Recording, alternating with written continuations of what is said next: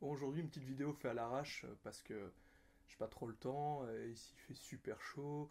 Heureusement, c'est en Belgique, des fois il fait un peu dégueu, donc je peux un petit peu vite faire quelque chose.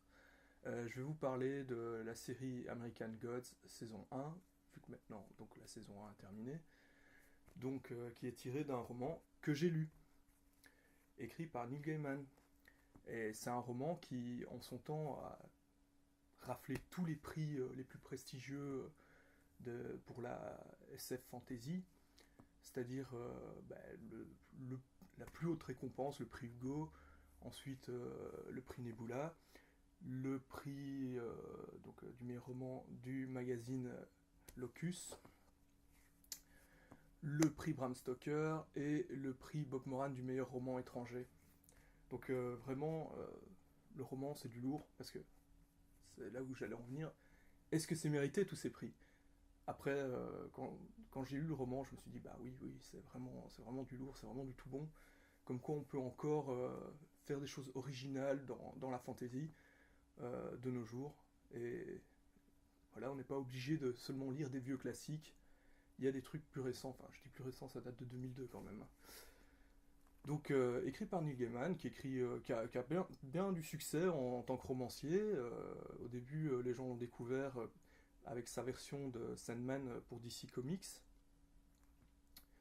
Je trouve qu'il n'est pas toujours bon en travail de commande, par contre, parce que il suffit de voir l'épisode qu'il avait écrit pour la série télé Babylon 5, je trouve que c'est absolument à chier. Alors, une question qui se pose par rapport à ce roman, c'est est-ce qu'il faut bien s'y connaître en mythologie? Personnellement, moi je m'y connais bien, sauf que par exemple, je connaissais pas du tout Anansi, le dieu araignée des Africains, et quelques autres trucs, je connais pas tout non plus. Et le truc qui est vrai, c'est que quand tu t'y connais en mythologie, il y a beaucoup d'éléments de l'histoire que tu devines ce qui va se passer, quoi, hein. Il y a pas mal de passages comme ça, mais ça reste que ça fait quand même très fan service pour les gens fans de mythologie, et que c'est toujours amusant de voir comment est-ce qu'ils placent des éléments des histoires mythologiques dans notre monde contemporain. C'est ça, il place tout un tas de petits éléments. C'est comme ça que c'est fort de la fable et tout ça. Et c'est super amusant.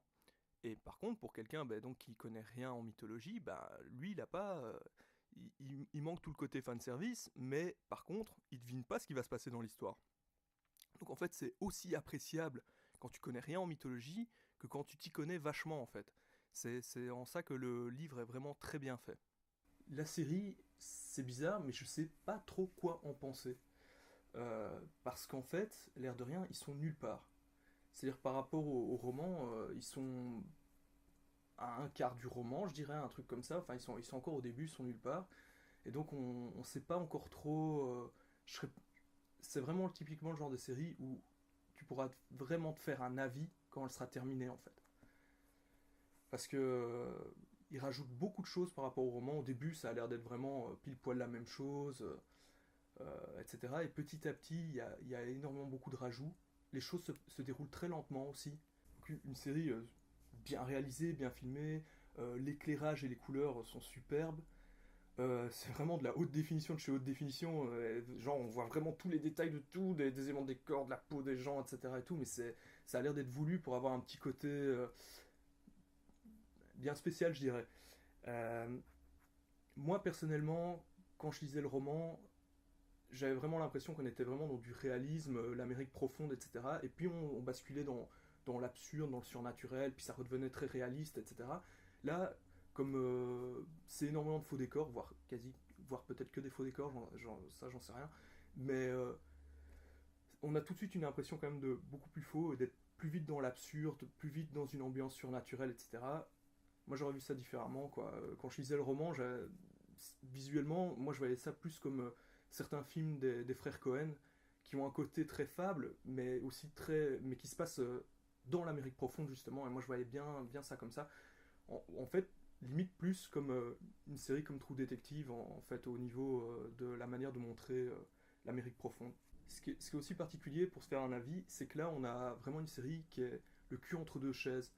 On a eu des séries qui se la jouaient comme des espèces de longs films de 8 heures, c'est-à-dire True Detective, DOA, Stranger Things. etc.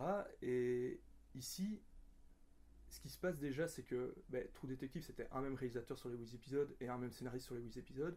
Ici, c'est des scénaristes différents, c'est des réalisateurs différents. Et aussi, il y a des éléments typiquement série, c'est-à-dire que il y a une espèce de schéma. Il y a quand même 3 fois où il va voir des gens pour les convaincre de le rejoindre. Dans le roman, il va voir Cernobog, mais il va pas voir Vulcan, qui est un rajout par rapport au roman. Il va voir Easter, mais ça se passe très différemment et c'est beaucoup plus court. Mais après, ils vont à la maison sous le rocher, etc. Et il y a plein de gens, on n'a pas. On sait pas comment il les a démarchés, quoi, les autres. Euh, Comment Mr. Wednesday les a démarchés, on sait pas. Donc dans la série, il y a ce côté un peu répétitif, mais vraisemblablement quand même à la fin, ils teasent la maison sous le rocher. Moi je croyais que ce serait la fin de la saison. Enfin au début je pensais que ça se passerait même beaucoup plus tôt, mais vu le nombre de trucs qu'ils ont rajouté, je me suis dit ça va être la fin de la saison 1. Et non, la fin de la saison 1 c'est le teasing sur le fait qu'ils vont enfin y aller, quoi. Ça va être le début de la saison 2. Vu au rythme où vont les choses, en fait on sait pas du tout comment ça va se passer pour la saison 2. Soit la saison 2 ils vont prendre un rythme normal et il y aura juste une saison 2 et ce sera la fin. Soit il peut y avoir 3 saisons, 4 saisons. Après, s'ils se prennent un délire, ça m'étonnerait de rajouter 36 000 trucs, ils peuvent faire des suites, etc. Et tout. C'est, ce qui m'intéressait dans le roman, quand j'ai entendu que ça allait être adapté, c'est justement que moi je voulais pas voir un copier-coller. Je me suis dit, ils peuvent justement rajouter des choses. L'œuvre de base est très malléable. Du moment que tu respectes le concept, tu peux partir dans plein de choses. Tu peux rajouter énormément de trucs. Et c'est ça qui m'a intéressé, c'est quand je l'ai vu aller voir Vulcan, à part le côté répétitif de je vais démarcher des gens, je leur dis ouais, tu dois venir à ma réunion. Ben en fait, c'était quand même très intéressant parce qu'effectivement, là on a. Bon, là pour ceux qui n'ont pas compris, je veux dire, je vais faire les comparatifs par rapport au roman. Si vous n'avez pas vu la saison, regardez la série, il va y avoir du spoil évidemment. Et peut-être que si vous n'avez pas compris certaines choses, ça va peut-être vous spoiler un petit peu. Mais bon, Vulcan, donc Vulcain, c'est le dieu Vulcain. C'est intéressant de se dire, ben voilà, c'est un dieu qui d'une certaine manière existe encore via, qui est encore adoré via en fait les militants de la NRA. Et donc Vulcan a vraiment un look très leader de la NRA. Et voilà, il y a les armes à feu, il y a les fabriques d'armes, etc. Et il y a des gens qui vénèrent les armes. Donc de dire que d'une certaine manière, ce vieux dieu existe encore en version modernisée, j'ai trouvé ça vraiment pas mal. C'est vraiment ce genre de truc que je voulais voir dans, dans cette série. Après, c'est un rythme très lent qui peut pas plaire à tout le monde. Dans les trucs qu'ils ont rajoutés, normalement, il y a juste un court chapitre qui est du point de vue de la Dead Wife. Là, il se passe énormément de choses. On suit vraiment. L'épisode 4, c'était totalement de l'inédit par rapport au roman. Et là-dessus aussi, le Leprechaun. Le Leprechaun, on le croise juste au début, et c'est tout. Là, il accompagne la Dead Wife, c'est complètement inventé. Et moi, c'est pas pour me déplaire, c'est justement, je vois autre chose, ça me dérange pas, etc. Maintenant, comme je l'ai dit au début, c'est une série, tu peux pas. Techniquement, tu vois que c'est super bien foutu. C'est vraiment super bien foutu. Maintenant, pour ce qui est du scénario et du divertissement et autres, etc., ben, c'est bizarre, tu peux pas te faire un avis maintenant, quoi, parce que l'histoire est vraiment pas assez avancée. On sent qu'on est encore c'était le premier acte, quoi. Voilà, le premier acte d'une longue histoire. Et donc, va falloir attendre la suite pour vraiment se faire un avis sincère. Pour ce qui est du concept, donc très intéressant. Maintenant, je pense que vous avez commencé à comprendre quand même à la fin de la saison 1 c'était quoi le concept du roman. C'est que les dieux ont immigré en même temps que les migrants, en fait. Donc, toutes plein de croyances sont arrivées aux États-Unis, etc. Et donc, ces croyances se sont diluées dans le peuple, mais sont maintenant un peu oubliées par rapport à peut-être des nouveaux dieux, une nouvelle mythologie qui s'est créée aux États-Unis. Et donc, il y a un conflit entre cette mythologie moderne et ces mythologies anciennes. Et c'est là qu'effectivement c'est intéressant, c'est que dans le roman, il y a certains dieux ou certaines créatures, enfin, certaines divinités qui sont seulement citées, et effectivement, tu peux les développer dans la série télé. C'est ça qui est intéressant. Tu peux même en mettre plus que ce qu'il y a dans le roman.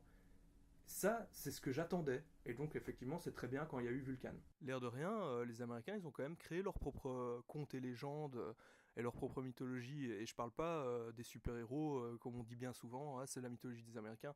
Non, je parle de personnages comme Johnny Applesider et Paul Bunyan, le bûcheron géant Paul Bunyan.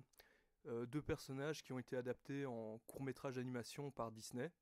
L'air de rien, Disney a pas mal de courts-métrages d'animation qui sont très chouettes, plein de poésie et intéressants. Alors, dans le cas de Paul Bunyan, c'est pas en plus le conte et légende purement gratuit, on va vous raconter une petite histoire pour vous divertir. Non, ça parle des avancées technologiques et des problèmes que ça engendre, et donc c'est une thématique qui est plus que jamais d'actualité. Je vous invite à essayer de trouver sur le net ce court-métrage et le regarder. Alors, je voulais expliquer quelque chose par rapport à Mr. Wednesday. Dans le roman, en français, il l'appelle Voyageur. Moi, personnellement, quand je connaissais pas le concept du roman, hein, même le résumé derrière, je l'avais lu vraiment en diagonale. J'avais lu deux trois mots, je savais qu'il y avait des références à la mythologie, etc. Mais je savais pas du tout de quoi ça parlait. Et quand il rencontre donc Voyageur dans la version française, on te dit que bah, déjà c'est un vieux au physique arien, il a une barbe, ce qui n'est pas le cas dans... Là, c'est vrai que moi j'étais très content hein, qu'ils avaient choisi cet acteur pour faire Mr. Wednesday. Je trouvais que ça correspondait bien. Mais voilà, dans le roman, c'est un vieux barbu, physicarien, avec un œil de verre. Et j'ai mis quelques pages à me dire œil de verre, donc il est borgne, évidemment. Mais bon, moi je voyais vraiment un borgne, pour moi c'est le eye patch, quoi. Mais c'est vrai que de nos jours, les gens ils mettent plus un bandeau sur l'œil, quoi. C'est un œil de verre. Et donc, c'est après quelques pages que je me suis dit, mais c'est un borgne. Et là-dessus j'ai tilté, j'ai capté qui c'était. Mais je l'aurais capté immédiatement s'il l'avait appelé Mr. Wednesday. Sauf qu'en français, c'est vrai que ça fait mercredi, et mercredi vient de Mercure, donc du dieu Mercure, comme Jupiter, enfin jeudi vient de Jupiter, etc. C'est en langue latine, les jours de la semaine, c'est par rapport à des dieux. Mais dans les langues germaniques aussi. Nous, en Belgique, il y a le flamand, qui est un patois du néerlandais, enfin, il y a des flamands, donc qui sont des patois du néerlandais, et mercredi, c'est Woensdag, ce qui veut dire le jour de Wotan. Comme je dis Donderdag, c'est le jour de Donar. Donar, c'est Thor. Woensdag, Wednesday, ça vient de Woensdag. Donc le jour de Wodan, ou Wotan, comme vous voulez. Et ça, c'est le nom germanique pour Odin. Mercredi est le jour d'Odin dans certaines langues germaniques. Que dire d'autre? Peut-être parler de la polémique. Il y avait eu des polémiques, des gens qui avaient dit que quant au choix de l'acteur qui joue Shadow, il y a des gens qui avaient dit ouais, c'est pas un blanc, gna gna gna gna gna. Il y avait d'autres gens qui avaient dit ouais, il est pas assez noir. Euh, je veux dire, vous avez lu le roman. Dans le roman, le personnage de Shadow, c'est quelqu'un, on va dire, aux ethnies d'origine inconnues. C'est-à-dire que il y a des passages dans le roman où on lui demande si il a du sang latino. Il fait, ah, j'en sais rien, peut-être. Il connaît pas son père, hein, donc. Une fois, on lui demande s'il a du sang indien. Il fait, je sais pas, peut-être. Donc voilà, il est très basané et il sait pas c'est quoi réellement ses origines, son art familial. Donc voilà, c'est ethnie inconnue. Donc moi, je vois pas le problème avec le choix de l'acteur. Bon, bah salut les gars, on verra pour la saison 2 hein, si, si ça se confirme comme étant une bonne série ou une excellente série.